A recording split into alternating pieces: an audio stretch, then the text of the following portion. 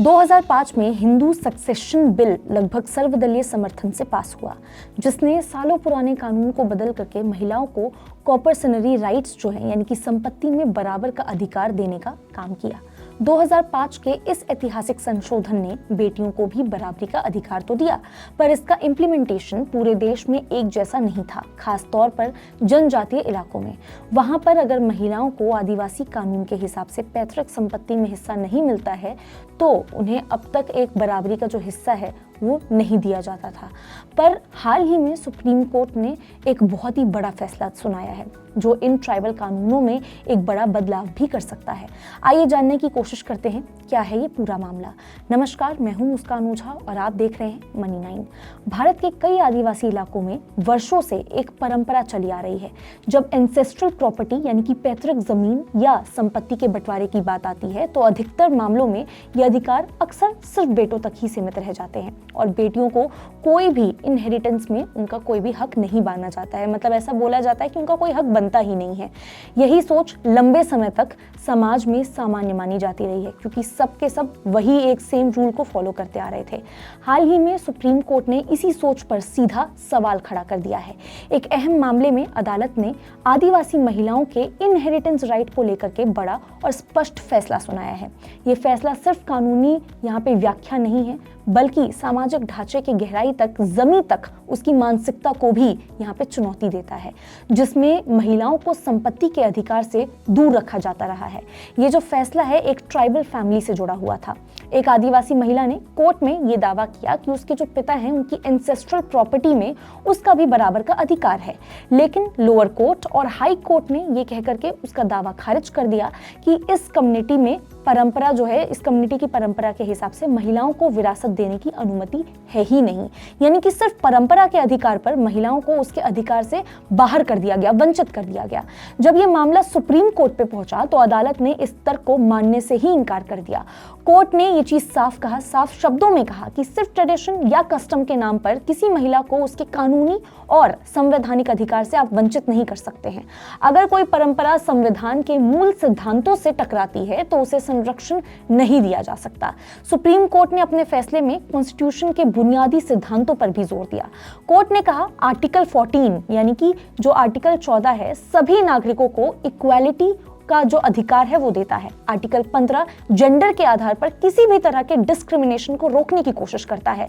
ये संवैधानिक अधिकार केवल सामान्य समाज तक सीमित नहीं है बल्कि ट्राइबल वुमेन पर भी उतना ही लागू होता है जितना सामान्य समाज पर। कोर्ट ने इस मुद्दे को प्रैक्टिकल एग्जाम्पल के तरीके से भी समझाने की कोशिश की। मान लीजिए किसी आदिवासी परिवार के पास 10 एकड़ की जमीन है और परिवार में 2 बेटे हैं और एक बेटी भी है। पिता की मृत्यु के बाद जब संपत्ति का बंटवारा होता है तो जब ये कहा गया कि भाई हमारे समाज में बेटियों को तो जमीन मिलती ही नहीं है, अपने आप में ये चीज बहुत ही बड़ा एक सवाल खड़ा करती है। वैध कानून कारण यहाँ पे नहीं माना जाएगा जब तक कोई कॉन्स्टिट्यूशनली वैलिड लॉ या फिर इस तरह की कोई भी चीज प्रथा मौजूद ना हो, तब तक इस चीज को आप बढ़ावा नहीं दे सकते। बेटियों को भी बराबर का यहाँ पे शेयर मिलेगा प्रॉपर्टी में। सुप्रीम कोर्ट ने हिंदू सक्सेशन एक्ट को लेकर के भी स्थिति यहाँ पे साफ की है। कोर्ट ने ये माना है कि ये कानून सीधे तौर पर शेड्यूल्ड ट्राइब्स पर लागू नहीं होता, लेकिन इसका ये मतलब बिल्कुल भी नहीं है कि आदिवासी महिलाओं के पास इनहेरिटेंस राइट ही नहीं है। अदालत ने ये चीज कहा कि कहां कानून स्पष्ट नहीं होता वहां जस्टिस, इक्विटी और गुड कॉन्साइंस के प्रिंसिपल भी लागू किए जाते हैं।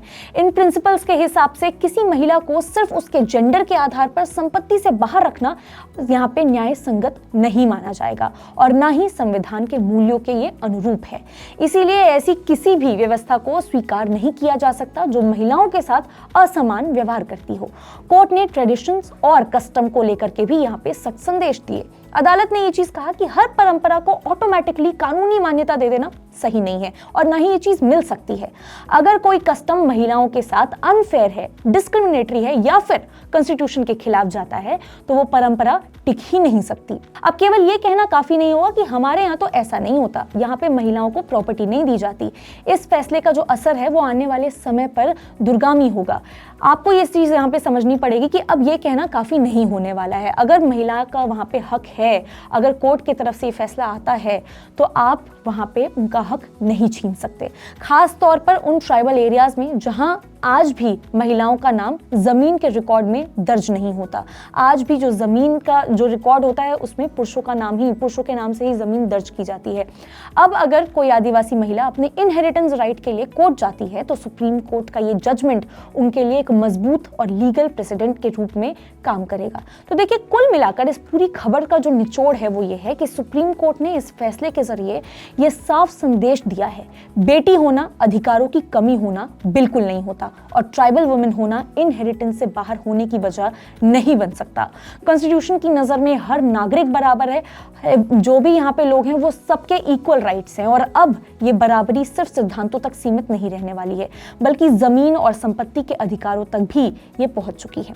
आप इस बारे में क्या सोचते हैं? क्या कुछ है आपके थॉट्स? आप हमें कमेंट करके जरूर बता सकते हैं। तब तक के लिए देखते रहिए मनी9।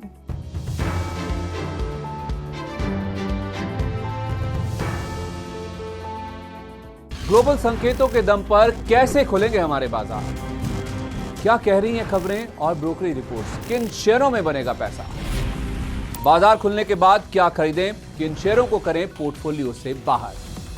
कैसा रहा बाजार का दिन भर का कारोबार?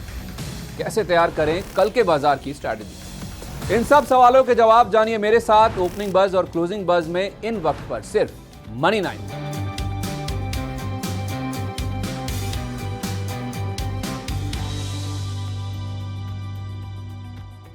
मनी9 लाया है मेंबरशिप प्रोग्राम मनी9 प्राइम। अब आपके दिमाग में कई सारे सवाल होंगे, मसलन आखिर क्या है ये मनी9 प्राइम, आपके लिए यानी दर्शकों के लिए इसके क्या फायदे हैं, और एक बड़ा सवाल ये कि मनी9 प्राइम से आखिर जुड़ना कैसे है। तो इसकी पूरी जानकारी हम आपको देने जा रहे हैं। मनी9 प्राइम में 3 प्लान होंगे, इकोनॉमी, स्टैंडर्ड और वीआईपी। तो फटाफट ज्वाइन कीजिए यूट्यूब पर मनी9 प्राइम। ज्वाइन करने के लिए मनी9 के यूट्यूब पेज पर जाइए, होम पेज पर मिलेगा ज्वाइन बटन, इसे क्लिक करें, अपनी पसंद का प्लान चुनें और बस हो गया, अब आप रहेंगे सबसे आगे।